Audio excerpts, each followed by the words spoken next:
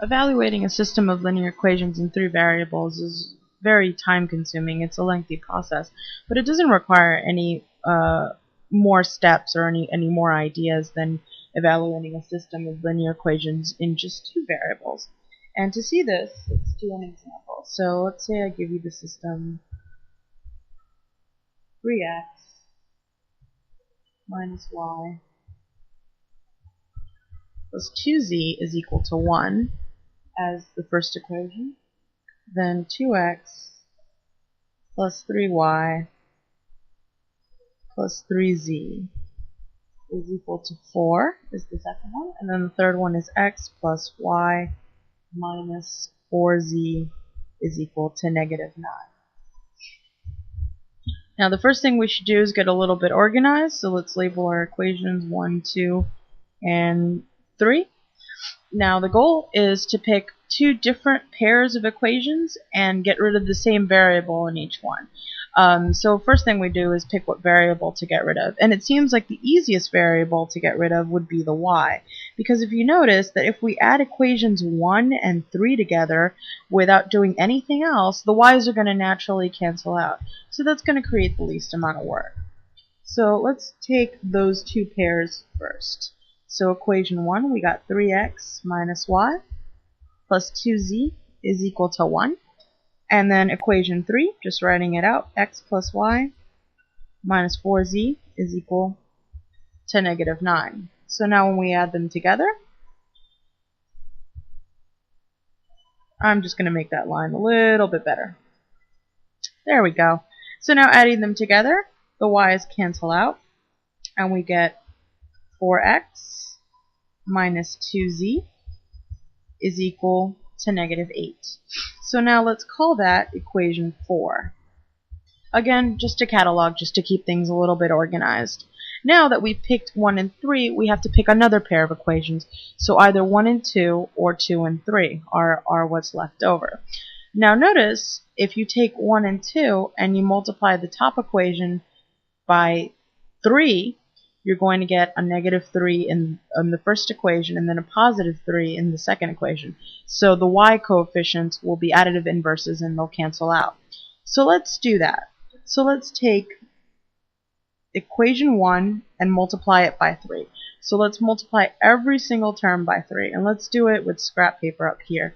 So this equation times 3, we're going to be given 9x minus 3y plus 6z is equal to 3. Great, so now that we know that, let's just write it out as our new equation number 1. 9x minus 3y plus 6z is equal to 3. And then we just want to write equation 2 down without changing anything. So we got 2x plus 3y, oops, there we go, plus 3z is equal to 4. So now adding these two together, we get 11x, the y's cancel out, which is exactly what we wanted, and then 6z and 3z is 9z is equal to 4 plus 3, which is 7. And let's call this equation 5. So now we've reduced our system of 3 equations and 3 variables into a system of 2 equations and 2 variables, namely 4x minus 2z is equal to 8 and 11x plus 9z is equal to 7. And we already know how to evaluate a system of linear equations in just 2 variables. So let's do that. First, let's rewrite the equations so that it looks a little bit neater.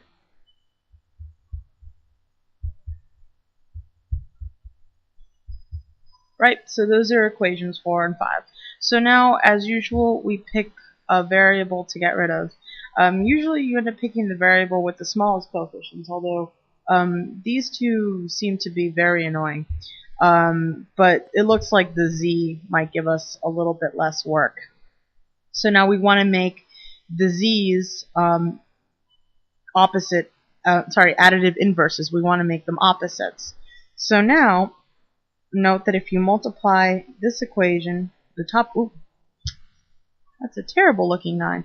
So if you multiply the top equation by 9, and then you multiply the bottom equation by 2, for the top equation, the z coefficient is going to become minus 18z.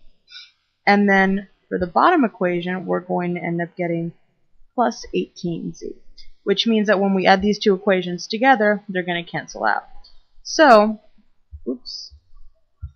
let's rewrite the equations with our suggestions.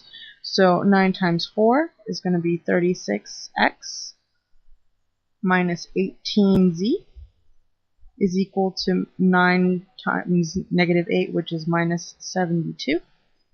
And then here we're going to get 22x plus 18z is equal to 7 times 2, which is 14.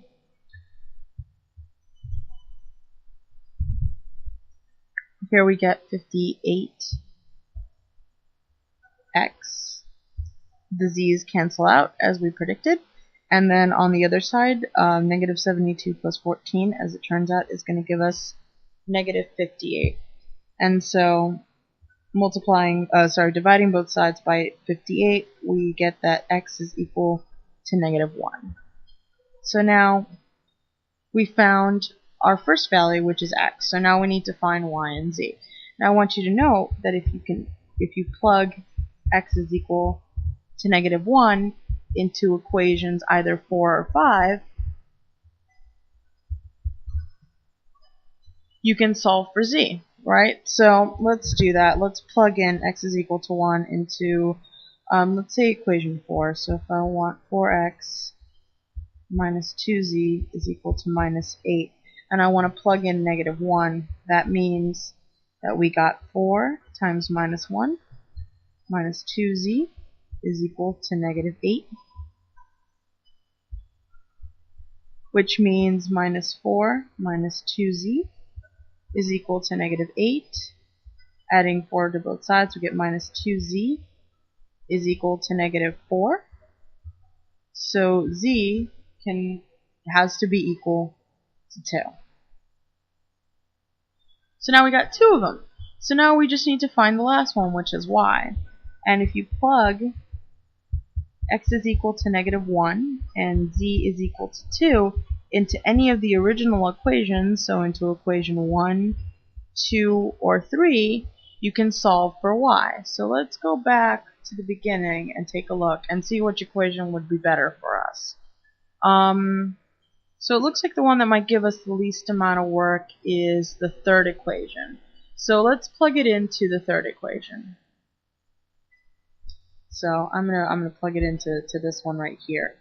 So let me rewrite it so that we get an idea of what we're doing. So we got x plus y minus 4z is equal to negative 9. That was the first equation, right? So plugging x is equal to negative 1 and z is equal to 2, our equation turns into negative 1 plus y minus 4 times 2 is equal to negative 9. So simplifying it further, negative 1 plus y minus 8 is equal to negative 9. So y minus 9 is equal to negative 9. And then adding 9 to both sides, we get that y is equal to negative 9. Oops. It's a very big negative. Negative 9 plus 9, which is otherwise known as 0. So now we found all of the 3 variables, all of the 3 coordinates for the solution. So now we get to write our solution in terms of the ordered pair x, y, z. So we want to write the solution to the system is x, which is negative 1, y, which is 0. So x, y, z. So the solution is negative 1, 0, 2.